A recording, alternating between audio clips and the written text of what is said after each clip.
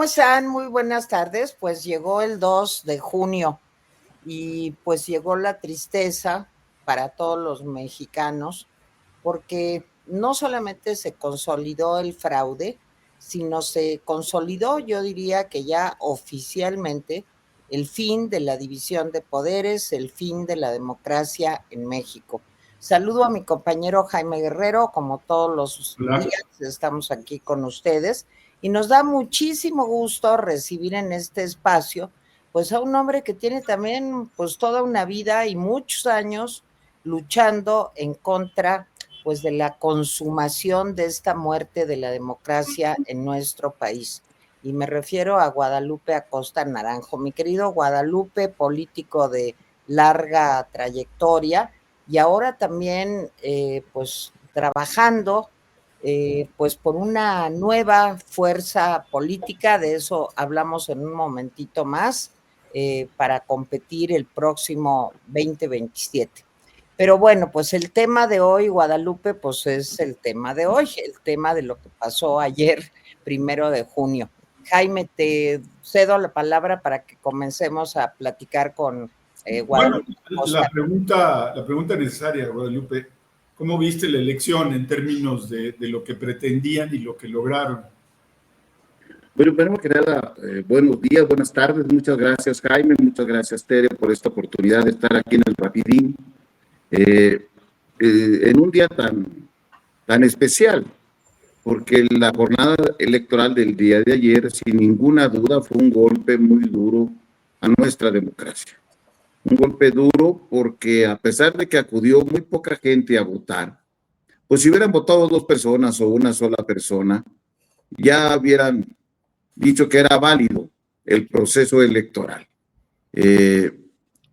Es triste que sea cual fuese el resultado, el día de ayer se destruyó la conformación constitucional que se había dado de uno de los 3 poderes de la República, precisamente el poder encargado de que se preserve en México y para los ciudadanos un estado de derecho, un estado de legalidad, de certeza jurídica, de implementación a cabalidad de nuestras libertades, por un asalto mediante un supuesto proceso electoral para que un grupo político, y si me apuras, un pequeñísimo grupo político se apodere de uno de los 3 poderes de la Unión. Ya tiene ese mismo grupo político la titularidad del Poder Ejecutivo.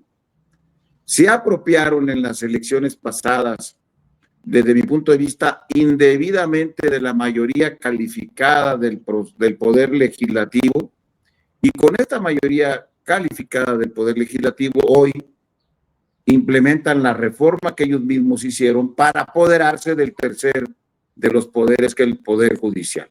Por cierto, sigue pendiente la discusión de una iniciativa presidencial que hace poco presentó Claudio Sheinbaum para apoderarse del 4.º poder, el de los medios de comunicación, que también está en lista de espera para que en un próximo periodo extraordinario han anunciado que puede ser a mediados o fines de este mes o principios de julio, tratar también de apoderarse del único poder que el día de hoy ya no tienen, que es el poder de los medios de comunicación, el del 4.º poder, como se dice por los clásicos.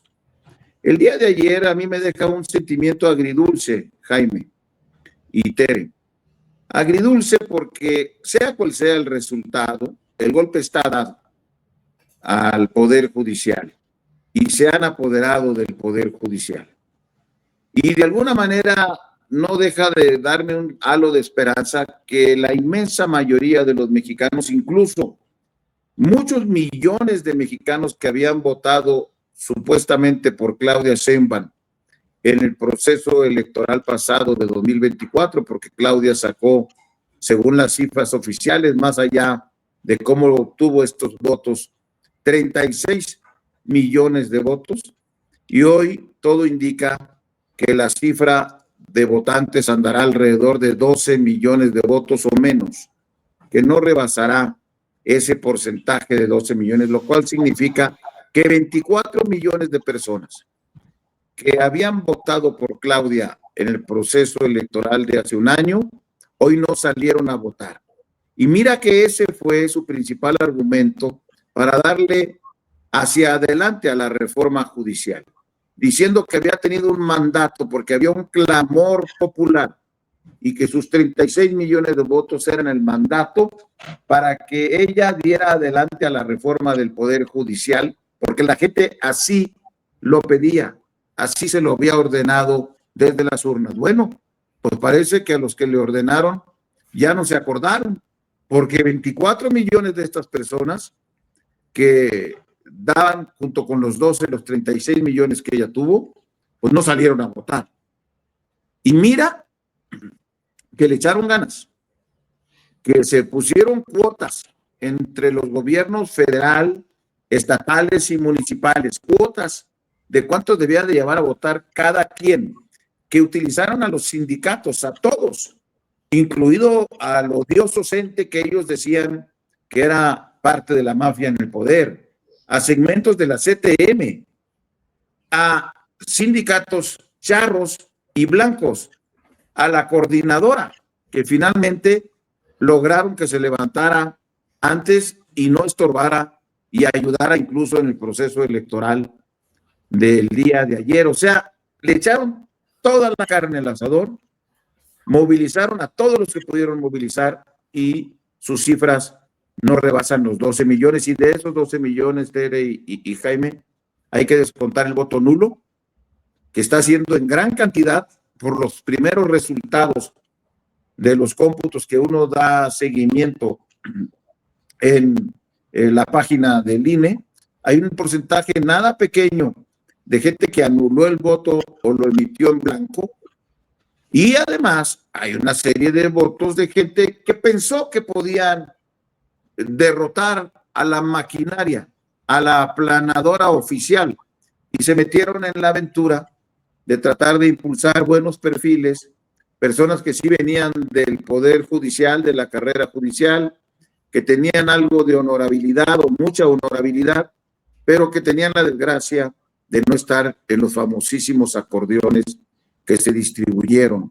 Y por lo tanto, la maquinaria aplastó a muchos de estos candidatos autónomos, independientes, idóneos, pero ellos también contribuyeron con sus gentes que fueron a votar, sus familiares, sus amigos, la gente que los conoce, pues a este 12%, o sea que ni siquiera el 12% parece ser, será todo en favor de lo que Morena pretendía. Si tú quitas los votos nulos hasta el día de hoy, que están en el INE, el voto válido, la votación válida emitida, como se dice en la ley, ronda el 9% de la votación. Pues con el 9% han destruido uno de los poderes de la República y se han apoderado de él para ponerlo al servicio, pues, del grupo que está hoy en el poder político. Oye, Guadalupe, totalmente de acuerdo con lo que nos dices y nos dices muy bien, pero a mí también me gustaría mucho escuchar tu reflexión con relación al Instituto Nacional Electoral, porque lo que vimos es pues a una presidenta consejera del INE totalmente a modo, o sea, no es posible que 2 días antes del 1 de junio salga la señora, después de saberlo desde hacía muchas semanas, con que los acordeones, pues sí, qué barbaridad, está mal. O sea, realmente hubo mucha complicidad entre este afán arrasador de la 4T con las autoridades del Instituto Nacional Electoral. Y eso me parece que nos regresa, no sé, a los años 80, 70, en donde pues no existía un órgano electoral autónomo. Y creo que esto también de cara al 2027 es muy peligroso. ¿Cómo ves esto, Guadalupe? Mira, las autoridades electorales, no solo el INE, sino también el Tribunal Federal Electoral, los dos han convalidado una serie de decisiones que son absolutamente inconstitucionales y que conspiraron contra nuestra democracia. Partiendo desde que ellos hicieron una interpretación amañada, primero en el INE y luego confirmada en el TRIFE, de cómo se debían de distribuir los diputados de representación proporcional y cómo se deben de interpretar las cláusulas constitucionales que ponen un límite a la sobrerepresentación en México desde 1996, que se plasmaron en la Constitución. Y por lo tanto permitieron que una fuerza política tuviera por encima del límite constitucional de 300 diputados, que es el límite que está en la Constitución, hasta el 74% del Congreso, cuando habían tenido solo el 20% del Congreso. Ahí está el origen, la semilla de dónde estamos hoy. Con la complicidad del INE y la complicidad del Tribunal Federal Electoral. Bueno, hoy, de nueva cuenta, el INE, y quisiera distinguir que no todos los consejeros del INE, porque hay un grupo de consejeros que han votado a conciencia y sin recibir línea del aparato en el poder, pero sí una mayoría de por lo menos 7 consejeros encabezados por la presidenta Guadalupe Tadei, han estado actuando como brazo ejecutor del grupo en el poder, incluso en exceso, porque la legislación, por ejemplo, no contempla que se prohibiera o que se evitara la anulación que se hace por tradición desde toda la historia electoral de las boletas inutilizadas. Eso de que no se inutilizaran las boletas sobrantes, no está en la ley. Esa es una disposición reglamentaria del Consejo General del INE impulsada por su presidenta, por Guadalupe Tadei. Eso, por ejemplo, no estaba en la ley. Bueno, esas cosas terminan con toda la certeza electoral.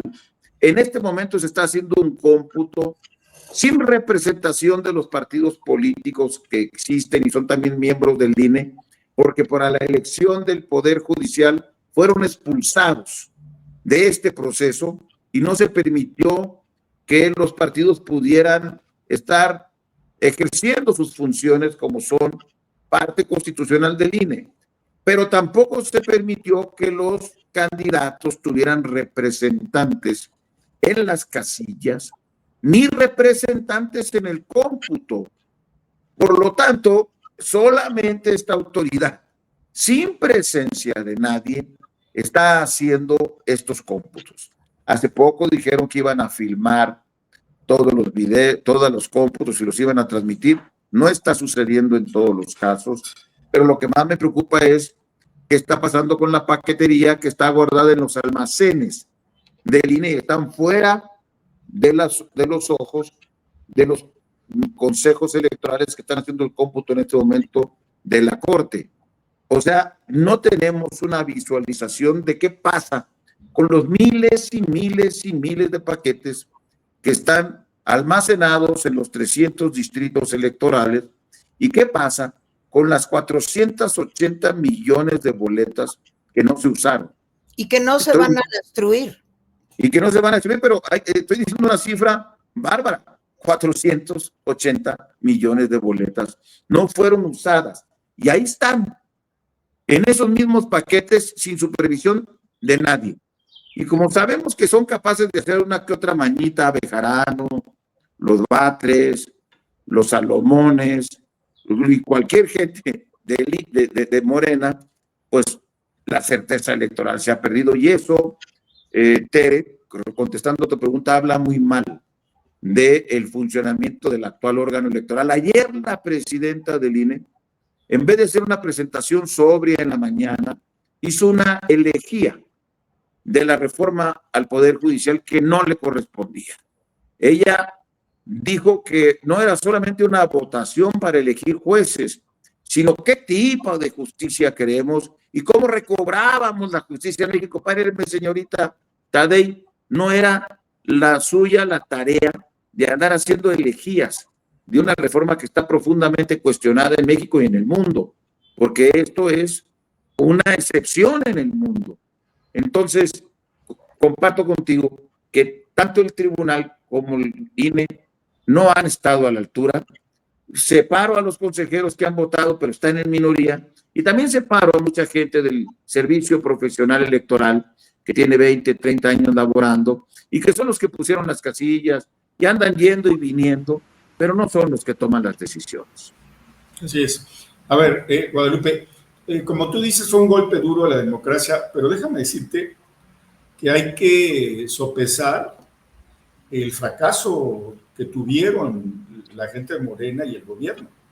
O sea, estamos ante un gran fracaso porque, uno, tuvieron la cancha libre, no estaban los partidos de oposición.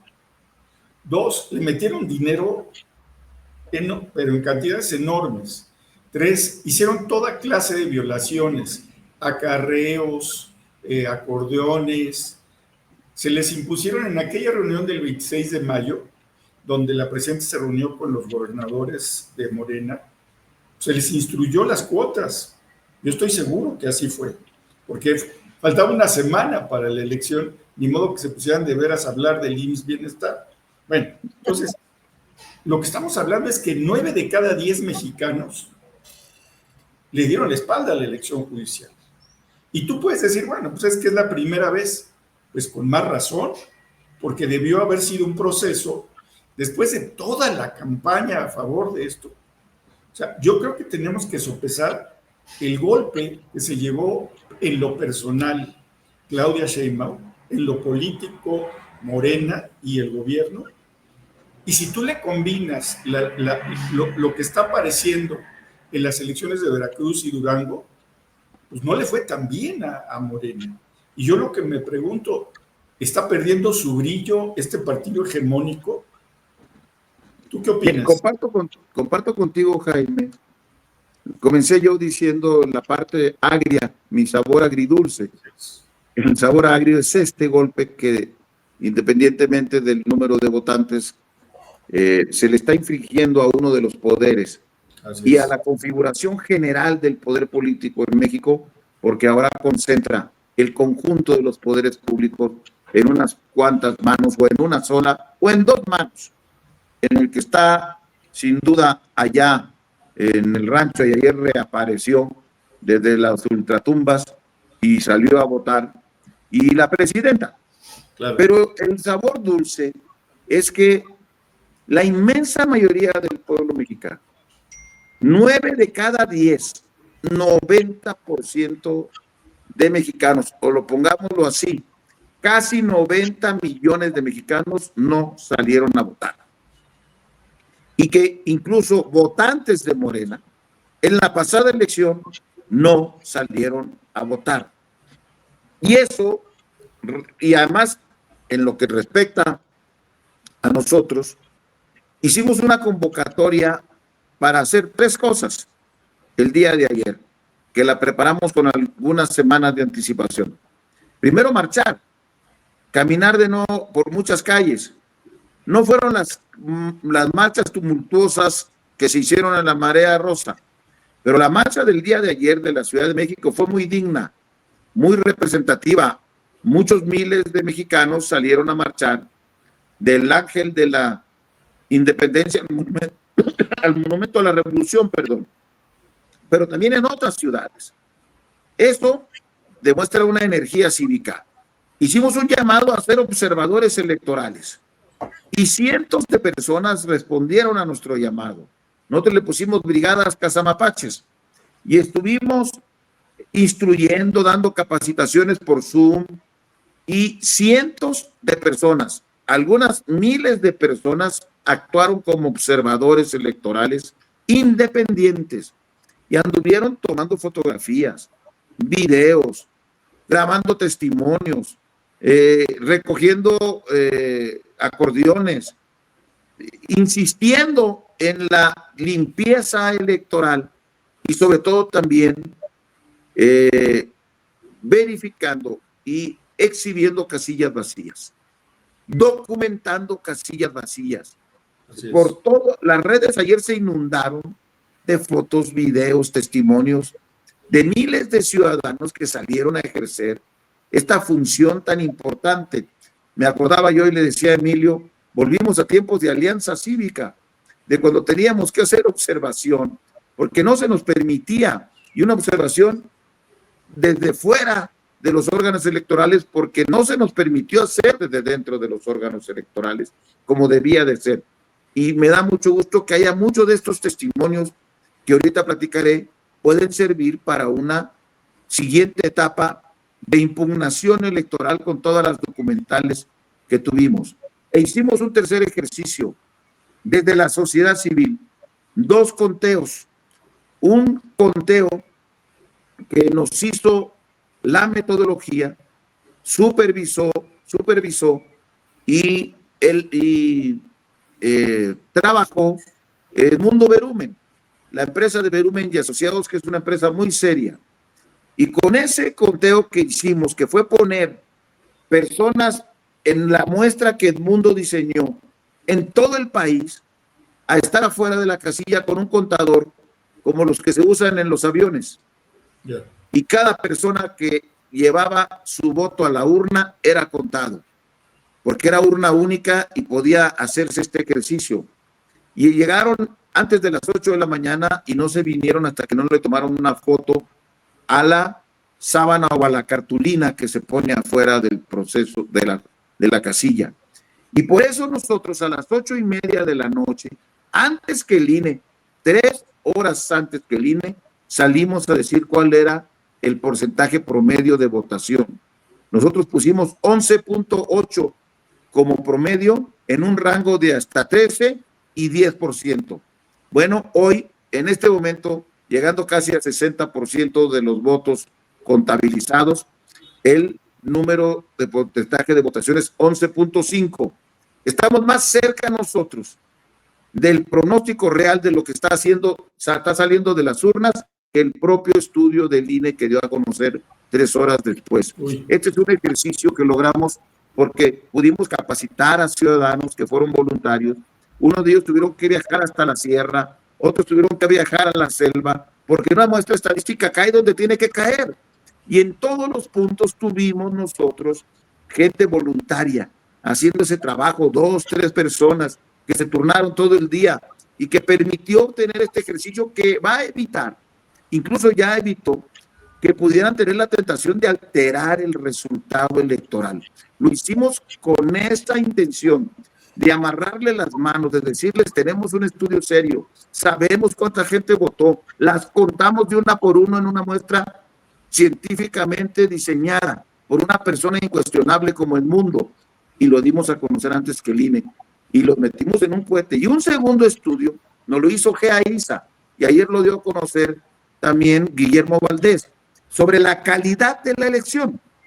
Ese lo hicimos telefónicamente, porque como no nos permitían hacer una encuesta, por eso hicimos el conteo, no podíamos interactuar con el ciudadano, no podíamos preguntarle, porque podíamos poner en riesgo su legalidad.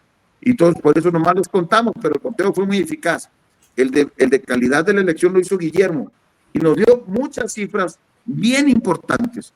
Una primera que quisiera resaltar es que del 67% de la gente que sí fue a votar admite ser beneficiarios de programas sociales. 67, casi 7 de cada 10 que fueron a votar ayer son beneficiarios de programas sociales, según el estudio levantado por GEAISA. Y otro estudio es que admitió haber utilizado un acordeón, un instructivo, el 35% de los que fueron a votar. Y mira que esto es muy engañoso, porque muchos no admiten llevar un acordeón, pero el 35% de los que fueron a votar, o sea, más de una tercera parte, o sea, cerca de 3,5 millones, 4 millones de personas admitieron haber llevado un acordeón para votar. Bueno, esa es la calidad del proceso electoral del día de ayer. Otra cosa, entonces, yo siento, Jaime, por eso es la parte dulce, que hay también resistencia ciudadana. Y lo hicimos sin tener partido político, y lo hicimos sin tener prerrogativas públicas, y lo hicimos sin tener alcaldes, ni diputados, ni senadores, solo desde el esfuerzo netamente ciudadano. Y yo quiero aprovechar esta oportunidad para agradecerle a nuestros voluntarios, a los ciudadanos que salieron a las calles a firmar, a los que salieron a marchar, porque ahí está la semilla de lo que debe de ser un verdadero ejercicio de oposición, y de oposición constructiva, y de oposición que tenga iniciativa, que no estemos siempre a la defensiva. Y espero que este tipo de ejercicios hayan llegado para quedarse, porque tendremos que repetirlo y multiplicarlo en 2027 y sobre todo en 2030, porque parece ser que ahora vienen por lo que queda del INE. Van a meter, ya no tardan, la reforma electoral, y ahora van por el copamiento total del INE. Así que esos 4 pobres consejeros que se han mostrado dignamente, pronto, por desgracia, tendrán que irse despidiendo, porque Morena va a querer tener el control absoluto de la autoridad electoral. Entonces, es agridulce, el golpe es duro, pero también podemos decir que 90% de mexicanos ayer no hicieron caso al canto de las sirenas, a esta engañifa, a esta triquiñuela de elección electoral que se realizó el día de ayer, y que era un golpe de Estado técnico, que realmente fue lo que pasó al Estado mexicano. Pues, Guadalupe, de acuerdo, totalmente, y creo que es un esfuerzo que muchos medios de comunicación, sobre todo en redes sociales, también hemos hecho y acompañado desde hace muchos años. Pero la narrativa nos derrota, Guadalupe, porque anoche, cuando veía yo a la señora Tadei hablando, dando los resultados, y peor aún, cuando veía yo a la señora Sheinbaum diciendo: vivimos en un país libre, en un país democrático, esta elección fue un éxito, en fin, pues me recuerda mucho lo que está pasando, por ejemplo, en Venezuela. Hace 8 días tuvieron también un proceso electoral, no participó la oposición, o la parte, digamos, más importante, más cuantiosa de la oposición venezolana no participó, y sin embargo el señor Maduro y el chavismo pues tienen 20 años en el poder. Entonces aquí la pregunta, quien tuviera la respuesta, pues en fin, tendría la solución de este enigma de la muerte de la democracia en México. Aquí la pregunta es: ¿cómo le hacemos para derrotar esa narrativa? Que hoy en la mañanera también la presidenta diciendo que es un éxito, que, o sea, con una serenidad y un aplomo para decir mentiras de este calibre, que a mí me indigna muchísimo. Pero ¿cómo le hacemos para derrotar eso desde la oposición? Pues tengo el mismo sentimiento que tú y que tienen millones de mexicanos, el de la inevitabilidad de la imposición autoritaria por un largo plazo en México.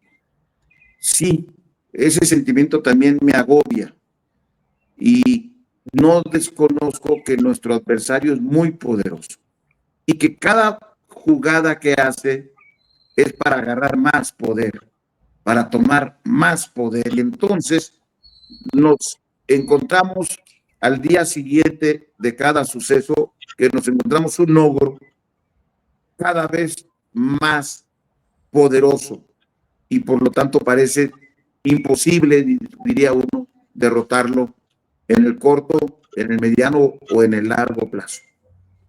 Está bien, Tere, pero no encuentro otra medida más que organizarnos y luchar contra eso.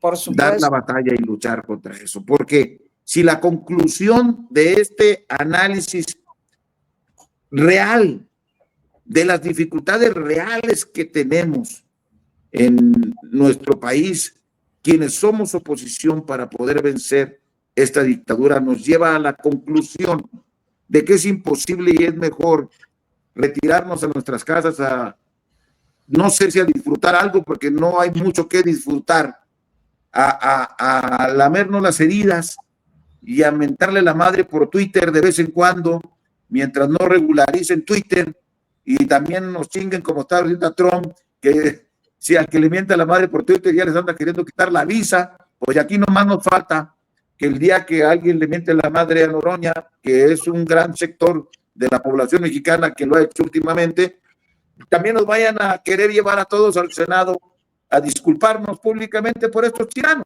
Bueno, mi conclusión no es esa. Mi conclusión es que tenemos que hacer una autocrítica para saber qué hicimos mal, qué hemos hecho mal, porque también esto no se entiende sin la actuación de los actuales actores políticos derrotados.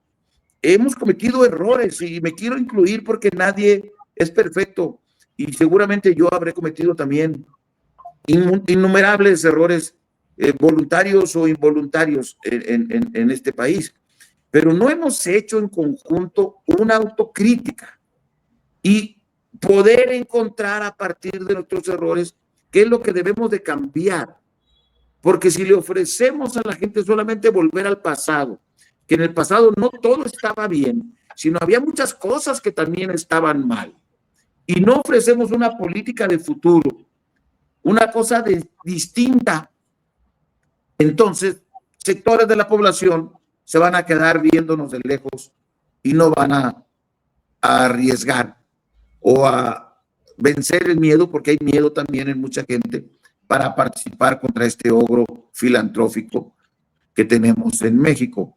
Entonces, hay que hacer una autocrítica, hay que hacer cosas distintas, hay que hacer cosas nuevas, hay que abrirle paso a la ciudadanía, hay que abrir jóvenes, hay que luchar causas, hay que ser honrados, hay que ser transparentes, hay que ser democráticos en la realidad, no en el discurso. En la realidad, porque la gente está cansada de discursos de cambio, que cuando llega el primer momento de tomar decisiones, uno vuelve a las viejas andadas y hacemos las mismas fregaderas de toda la vida. Entonces, tenemos que convencer con el ejemplo, que es lo único que puede volver a hacer que la gente tenga fe, esperanza y pueda participar. Lo que yo le digo a la gente que nos ve es, no hay mejor manera de dedicar lo que nos resta de vida que luchar por la restauración de la República, de las libertades y de las democracias en México, porque esas están siendo seriamente afectadas. No es un discurso retórico el nuestro, se está terminando con la democracia, se está terminando con la República, se está terminando con la división de poderes y con las libertades. Entonces no hay otra cosa mejor que luchar. No tengo la solución perfecta. Hoy se nos ocurrió que podíamos hacer esto de observación. Y mira que salimos 3 horas antes que línea a decir el porcentaje de votación que estamos teniendo hoy. Y sin duda los hemos metido en un pequeñísimo problema que ahora Claudia tiene que decir que 13 millones es una gran chingonería. Sí. No que 87 millones no fueron a votar, o 88, 89, como va a terminar. Pongamos los 13. Ahora resulta que 13 millones es más chingón que 87. Ahora con 13 millones es el pueblo y los otros 87, ¿qué somos? ¿Qué somos los otros 87 en este país? Metimos un asunto clave. No pueden alterar ya el resultado porque la propia Tadei se vio obligada ayer a salir con una cifra muy parecida a la nuestra. Jaime. Oye, fíjate, Guadalupe, que este ogro ni siquiera es filantrópico, ¿eh? Es un ogro hijo de su, en fin.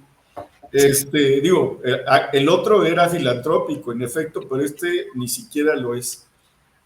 Yo estoy de acuerdo contigo con la autocrítica. Nos ha faltado mucha autocrítica en buena onda, o sea, autocrítica no para destruirnos, sino para construir hacia adelante.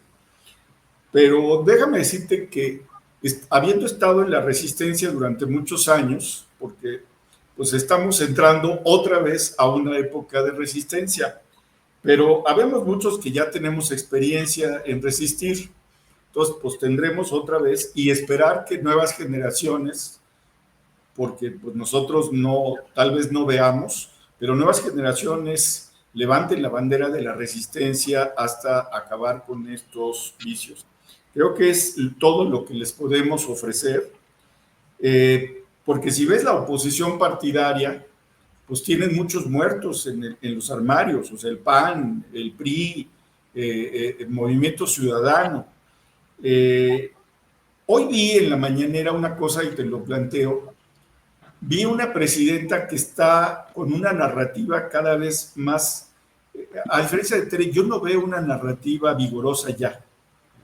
Hoy, si escucharon a Rosa Isela haciendo el papel de jilguera, pero de mala jilguera, diciendo que había sido, que la gente había estudiado a los candidatos, se había metido a ver los currícula de los candidatos, que había hecho sus apuntes escrupulosamente y que había ido con esos apuntes.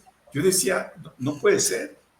Y que la presidenta leyendo, comparando la votación con la votación del año pasado, yo vi una narrativa que va hacia abajo, hacia abajo. Y bueno, te pregunto, esta narrativa, es el momento de que nuevas organizaciones pues levanten la cabeza, ¿no, Guadalupe? Sí, yo estoy de acuerdo contigo, Jaime. No puedo estar más de acuerdo con tu análisis. Sí miro también yo un debilitamiento de la narrativa y del impulso oficial. Entre los estudios que ayer hizo GEA, no deja de ser muy significativo que, a ver, yo decía hace un rato, GEA descubre que de los que fueron a votar, el 70%, 67%, son beneficiarios de programas sociales. Pero de los que no fueron a votar, del otro 90%, el 50% de beneficiarios sociales no fueron a votar. Que esto puede estar llegando a un cambio. Yo creo que cuando los derechos constitucionales se van haciendo costumbre, la gente comienza a perder el miedo de perderlos, como fue muy recientemente en el proceso pasado, que estaba la gente adquiriendo nuevas becas, nuevos apoyos desde el Estado, y la narrativa de que si perdía Morena los iban a perder fue más potente. En esta ocasión, la mitad de los mexicanos que reciben programas sociales decidieron no ir a votar en este proceso. Y esa es parte de lo que parece descompuso la maquinaria del acarreo, de la coacción del voto. Son, por ejemplo, señales que te va dando la sociedad de que nada es inmutable. Todo puede ir cambiando. Lo que hoy es una verdad puede ir cambiando conforme pasen el tiempo. Y la narrativa, comparto contigo, es mucho más débil que la que se tenía cuando tenían a López Obrador. Así es. Bueno, sacaron a López Obrador a votar, sí. Salió él, pues para darle el espaldarazo y que vieran que incluso él estaba votando, suponiendo que eso iba a atraer una mayor votación. Y creo que eso no sucedió ayer, ni con él, pues le echaron todo. No, ayer sacaron al mío Cid, ¿no? A ver si ganaba alguna derrota después del entierro, ¿no? Y ahí lo traían. Por cierto, su damisela votó en un lugar muy distinto de Palenque, ¿no? Incluso haciendo alguna que otra violación a la ley electoral, porque su hijo mayor de 18 años no necesitaba que la mamá le estuviera diciendo por quién votar. Son de las cosas que uno le recomendaría a la familia: no le hagas eso a tu hijo, déjalo ser, que él resuelva como le dé su regalada gana. Pero sí hay pues un cambio de fuerza en la narrativa. Hoy están en el ridículo. Esto que dices, Jaime, de veras que yo también estaba pensando exactamente, bueno, ¿estos qué creen? Que del otro lado habemos, ¿cómo se llama? No quiero usar una palabra que luego pueda ser mal usada. Personas que no entienden. Que no entendemos nada. O sea, de verdad, no amuelan. Claro que esa narrativa. Ahora resulta que 13 millones es una chingonería, ¿no? Y no los 87 que no fueron. Millones. Pero Guadalupe, déjame decirte que los medios se confabularon, porque tú veías y decían, votaron 13 millones. El único medio que yo vi que sacó en su portada, que fue Animal Político, hubo un abstencionismo de 87%. Esa era la noticia, no la otra. No, y fíjate que también yo, por cierto, mire, Aristegui, muy bien, Latinus, muy bien, TV Azteca, muy bien. Ayer mismo Jaime Cárdenas, que estaba en Fórmula, muchos medios de comunicación sí testificaron la soledad de la votación de ellos, la farsa electoral y lo increíble del discurso que están sosteniendo. Pero había también muchos ojos internacionales, Jaime y Tere. Sí. Y tal vez ahí está una de las vetas que hay que trabajar en el futuro inmediato, porque México no es ajeno al concierto mundial. No. Y una reforma de este tipo que cancela libertades, también cancela un Estado de Derecho para inversionistas, para gente que tiene convenios firmados en el Tratado de Libre Comercio, que quiere tener certeza jurídica y no de esta manera, con una enorme presión del gobierno norteamericano para que México combata al narcotráfico, y aquí dejándole que, a ver, ¿quién crees que puso el juez de Badiraguato? Oye, Guadalupe, antes de que se nos acabe el tiempo, yo te quiero hacer 2 comentarios y escuchar tu opinión. 1, la Suprema Corte de Justicia, pues ya quedó totalmente en manos de Morena, o sea, de 9 ministros que ahora habrá, pues 8 son personas directamente relacionadas sin ningún... 9, Tere, de 9 son 9. Ah, ya no, o sea, bueno, sí, puede ser. Ahora, muchacho que dice Hugo Ortiz, que es el que le va ganando ahorita, también es de la 4T y también estaba en el acordeón. ¿Ah? Hugo Ortiz es un agente de Adelfo Regino. Y déjame decir que es la mejor expresión de la trampa, porque este hombre nadie lo conoce. Pero está en el acordeón, Jaime. Sí, claro, así fue. Yo decía ayer, Tere, el acordeón no es acordeón, es el PREP. Tú compara el acordeón con el resultado, claro. Y ese va a ser. Así es. Esa es la mejor muestra de que era una elección predeterminada, que la gente no estaba eligiendo nada. Sí, porque vamos a comparar el acordeón con el resultado electoral y va a dar igual. La única pequeña sorpresa es que le va ganando a Lenia. Exacto. Pero no que no estaba en el acordeón. Le va ganando a Lenia porque operaron muy bien en pueblos indígenas. Sí, ahora y esto me lleva a lo que te quería comentar y sé que ya se nos acaba el tiempo. ¿Cómo queda la correlación entre los grupos de Morena?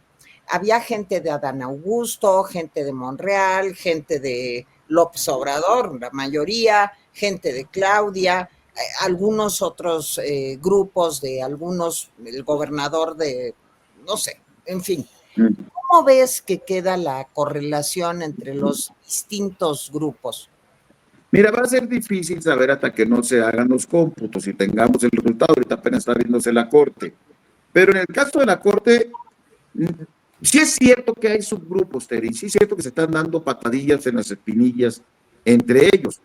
Entre otras cosas, por eso se les está colando este personaje, porque los que eran de Lenia no votaron por Yasmín, y los que eran de Yasmín no votaron por Lenia, y estos dos no votaron por Loreta porque entre las tres estaban peleando la presidencia. Y en esas pequeñas traiciones se les está colando uno que nadie lo tenía visto, porque nadie dijo, no, este es peligro, mejor no voto por él. Entonces les está yendo, lleva como 300,000 votos arriba de Lenia ahorita, este personaje. Yo estoy atento de mi totero viendo esas cosas, pero eso sucede porque entre las tres que parece que estaban peleando la presidencia se traicionaron. Dijo Lenia, nomás votan por el 3 y no voten por Yasmín ni por la otra, pero nunca excluyó al otro. Y Yasmín se la devolvió, voten por mí, pero no voten por Lenia. Entonces ahí se está colando. Mira, lo realmente significativo es que los 9 son de López Obrador y de Claudia, independientemente del grupo que sea. Ya quisiera yo ver al ministro que simpatice, no hay ninguno hasta donde vi, pero para poner un ejemplo con Adán Augusto, ya quisiera ver yo a Dan Augusto diciéndole que no a Andrés, si fuera tan valientillo como es con otras cosas. No, los 9 son de Andrés y de Claudia. Los de abajo son tribus, pero no llegan a generales. Y esos generales son 2 en México, Claudia y el expresidente López Obrador. Jaime.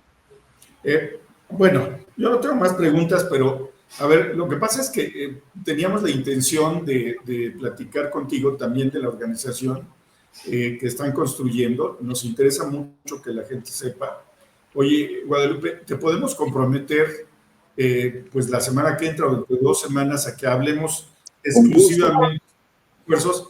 Porque se nos fue el tiempo en este tema de la cuestión judicial. No, porque como dijo Tere, Jaime, el tema de hoy era el de hoy. Así es. De hoy. Pero sí queremos oír cómo van, qué han hecho, dónde están, cuáles son los trámites que le faltan. Y bueno, pues decirte que este foro pues es tuyo, Guadalupe. Para lo que adelante. ustedes quieran y decidan, Guadalupe. No, con mucho gusto, Jaime, Tere, claro, nos ponemos de acuerdo y nos volvemos a entrevistar, y con mucho gusto para hablar de Somos México. En este caso, todo este ejercicio lo hicimos como Frente Cívico Nacional, que es una organización ciudadana que no tiene problemas legales para meterse en este tipo de problemas. Somos México hubiera tenido problemas. Entonces lo hicimos, todos los convenios con GEA, con Verumen, son firmados y sustentados y financiados por las aportaciones del Frente Cívico Nacional. Así que con mucho gusto hablamos de Somos. Vamos bien en términos generales, pero vamos a ir mejor a partir del mes de junio hacia adelante. No tengo duda que vamos a obtener registro y tenemos que hacer las cosas distintas, pero de eso platicaremos en su momento con mucho gusto. Sí. Mi querido Guadalupe Acosta Naranjo, ya sabes que te queremos, te apreciamos muchísimo todo el trabajo que haces por todos, por la ciudadanía, y aquí pues desde nuestra trinchera estamos apoyándote y apoyándolos a todos. Te agradecemos mucho que en este día tan complicado pues hayas estado con nosotros y fue muy interesante escucharte, Guadalupe, como siempre. Muchas gracias. Sí. Muchas gracias, Jaime, muchas gracias, Terry, muchas gracias al público que nos ve siempre y no dejen de sintonizar el Rapidín. Exacto, eso es muy importante. Muy importante. Muy bien. Gracias, Guadalupe. Gracias, Guadalupe. Un abrazo. Adiós, muchas gracias.